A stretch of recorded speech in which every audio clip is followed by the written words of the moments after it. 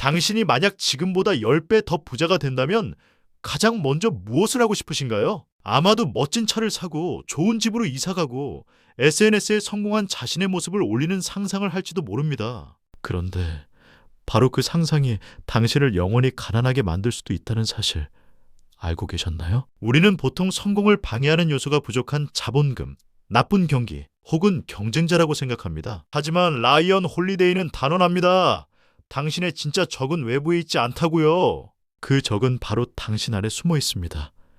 이름하여 에고입니다. 여기서 말하는 에고는 프로이트가 말한 자아와는 조금 다릅니다. 쉽게 말해 내가 남보다 더 잘났다고 믿고 싶은 헛된 믿음, 근거 없는 우월감, 그리고 현실을 보지 못하게 만드는 자의식을 뜻하죠. 많은 분이 이것을 자신감이라고 착각합니다. 하지만 자신감과 에고는 정반대입니다. 자신감은 힘든 훈련과 경험을 통해 얻어지는 단단함이지만 에고는 아무런 노력 없이 그저 남들에게 인정받고 싶은 욕구에서 피어나는 거품입니다. 이 거품이 당신의 돈과 기회를 어떻게 날려버리는지 지금부터 확인해 보겠습니다. 첫 번째 단계, 열망입니다. 당신이 무언가 큰일을 하겠다고 마음먹었을 때입니다. 창업을 하거나 투자를 시작하려 할 때죠. 이때 에고는 당신에게 달콤한 제안을 합니다. 야, 주변 사람들에게 내 계획을 좀 떠벌려봐. 멋지잖아. 우리는 SNS에 나 이번에 스마트 스토어 시작해. 혹은 나 유튜브 할 거야 라고 올리고 좋아요를 받습니다. 문제는 뇌가 이 칭찬을 받는 순간 이미 성공한 것과 같은 도파민을 분비한다는 겁니다. 실제로는 아무것도 하지 않았는데 말이죠. 말은 에너지를 소모합니다. 말을 많이 할수록 실제로 실행할 에너지는 줄어듭니다. 진짜 부자가 될 사람들은 계획을 떠벌리는 대신 침묵 속에서 실력을 갑니다. 에고는 관심을 원하지만 성공은 침묵을 원합니다. 열망 단계에서 에고를 죽이는 가장 좋은 방법은 영원한 학생이 되는 것입니다. UFC 챔피언 프랭크 샴락에게는 독특한 훈련법이 있었습니다. 바로 플러스, 마이너스, 이퀄 시스템입니다. 첫째, 나보다 뛰어난 플러스 같은 스승이 있어 배워야 합니다. 둘째, 내가 가르칠 수 있는 마이너스 같은 제자가 있어 배운 것을 복습해야 합니다. 셋째, 나와 실력이 비슷한 이퀄 같은 경쟁자가 있어 끊임없이 자극받아야 합니다. 하지만 한국 사회는 어떤가요?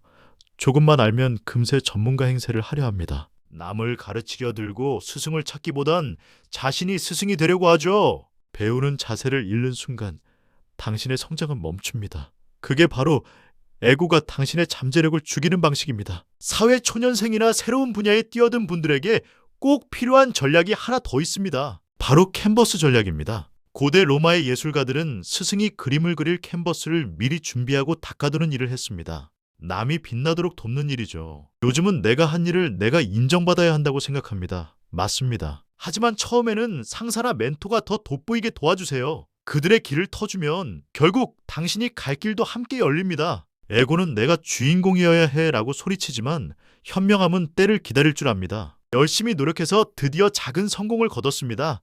돈이 좀 벌리기 시작합니다. 주변에서 사장님 소리를 듣습니다. 자, 이제 에고가 본격적으로 칼을 빼드는 가장 위험한 시기, 성공 단계입니다. 주식이나 코인으로 초반에 돈을 번 사람들이 왜 결국 깡통을 찰까요? 운 좋게 번 돈을 자신의 실력이라고 착각하기 때문입니다. 에고는 당신의 귀를 막습니다. 넌 특별해. 넌 시장을 이길 수 있어. 성공하면 할수록 우리는 더 바빠지고 더 많은 결정권을 가집니다. 하지만 아이러니하게도 성공할수록 배움의 시간은 줄어듭니다. 모두가 당신에게 예스라고 말할 때 당신은 더 이상 현실을 객관적으로 보지 못하게 됩니다. 억만장자 하워드 휴즈를 아시나요? 그는 엄청난 부를 잃었지만 에고에 갇혀 편집증에 시달리다 비참하게 생을 마감했습니다. 그는 누구의 말도 듣지 않았습니다.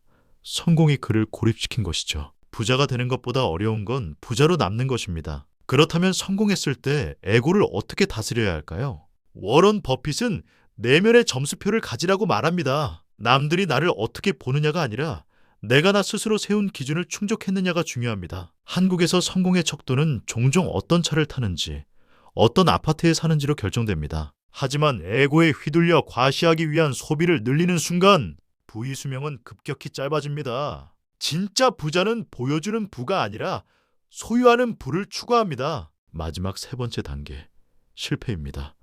사업이 망하거나 승진해서 누락되거나 투자금을 날렸을 때입니다. 이때 에고는 당신에게 속삭입니다. 이건 내 잘못이 아니야. 세상이 썩어서 그래. 넌 피해자야. 에고가 강한 사람은 실패를 인정하지 못합니다. 자존심이 상처받는 것을 견딜 수 없기 때문이죠. 그래서 남 탓을 하고 변명을 늘어놓습니다. 하지만 그렇게 하면 배울 기회를 영영 놓치게 됩니다. 실패는 끝이 아니라 피드백일 뿐입니다. 실패했거나 정체기에 빠졌을 때 우리는 두 가지 시간을 보낼 수 있습니다. 바로 죽은 시간과 산 시간입니다. 죽은 시간은 남을 원망하고 TV만 보며 흘려보내는 시간입니다. 반면 산 시간은 그 상황에서도 무언가를 배우고 다음을 준비하는 시간입니다. 말콤 X는 감옥에 갔을 때 그곳을 도서관으로 만들었습니다. 7년 동안 사전을 통째로 베끼며 공부했죠. 그것이 바로 산 시간입니다. 만약 그가 억울해하며 시간만 보냈다면 우리가 아는 말콤 X는 없었을 겁니다. 지금 경제적으로 힘드신가요? 빚더미에 앉았나요? 에고를 내려놓으세요. 내가 예전에 어떤 사람이었는데 라는 생각은 쓰레기통에 버리세요. 지금 당장 할 수 있는 작은 일부터 시작하는 것. 그것이 에고를 이기고 다시 불을 쌓는 유일한 길입니다. 무서운 점은 우리가 이 모든 과정을 거쳐 다시 성공해도 에고는 사라지지 않는다는 겁니다. 에고는 옷장에 숨은 괴물처럼 항상 기회를 엿봅니다. 그래서 우리는 매일 아침 세수하듯 에고를 씻어내야 합니다. 어떤 일이든 내 일처럼 하십시오. 하찮은 일은 없습니다.